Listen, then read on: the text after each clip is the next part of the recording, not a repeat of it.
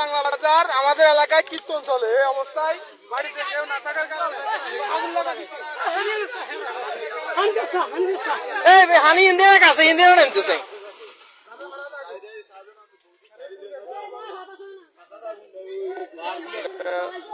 সমাধি বাংলা বাজার আমাদের বাংলা বাজার পূর্ব পাশে কীর্তন চলাকালীন সময় দুর্বৃত্তরা এটা ষড়যন্ত্র ভাবে আগুন লাগাই দিয়ে গেছে দুইটা দানের ফাড়ায়। এটা আসলে খুবই দুঃখজনক। হিন্দুরা কোথায় নিরাপত্তা? আমরা নিজেদের বাড়িঘর আগে কোনো ধর্মীয় প্রতিষ্ঠানে যেতে পারবো না, আমাদেরকে এভাবে দুর্বৃত্তরা এভাবে অত্যাচার করলে কিভাবে হবে? বাংলাদেশের হিন্দুরা কিভাবে শান্তিতে দেখেন এখানে কীর্তন চলা আমাদের একটা ধর্মীয় প্রতিষ্ঠান, এখানে এসে দুর্বৃত্তরা আগুন লেগে গেছে, এমনকি দুইটা ফাড়াতে আগুন লেগে গেছে, দুইটা ফাড়াতে। এখানে আশেপাশে কোনো কারেন্ট বলতে কোনো কিছুই নেই, এটা পুরোপুরি একটা পরিকল্পনা।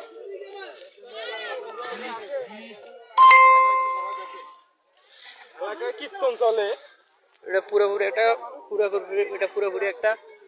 পরিকল্পিত ভাবে, এটা একটা ষড়যন্ত্র ভাবে এবং কীর্তন চলাকালীন সময় এই অবস্থা করা হয়। বর্তমানে হিন্দুরা কোথায় নিরাপদ? একটা ধর্মীয় প্রতিষ্ঠানে যাওয়া যায় না কিভাবে? এটা কোনো স্বাধীন বাংলাদেশ হইল? এটা কোনো স্বাধীন বাংলাদেশ না, এটা কোনো স্বাধীন বাংলাদেশের মধ্যে পড়ে না। এই যে এখানে পর্যন্ত খেরে সবগুলো টানি আনি এখানে পর্যন্ত লাগিয়ে দেওয়া হয়েছে। বর্তমানে কোথাও নিরাপদ না হিন্দুরা। একটা ধর্মীয় প্রতিষ্ঠানে যেতে পারে না স্বাধীনভাবে, সব লাগাই দিয়ে হয়েছে, যে সব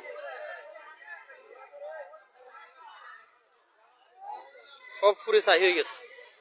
সবাই কীর্তন থেকে এখন চলে আসি, এখন আগুন নিভানোর জন্য নিয়ন্ত্রণ করতেছে। এখানে অনেক মানুষ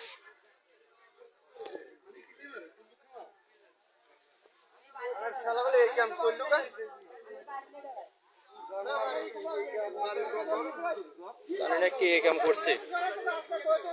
কোথাও আজকে আমাদের হিন্দুরা কোথাও নিরাপদ না। বর্তমানে এখানে ভাই এখানে কি সমস্যা?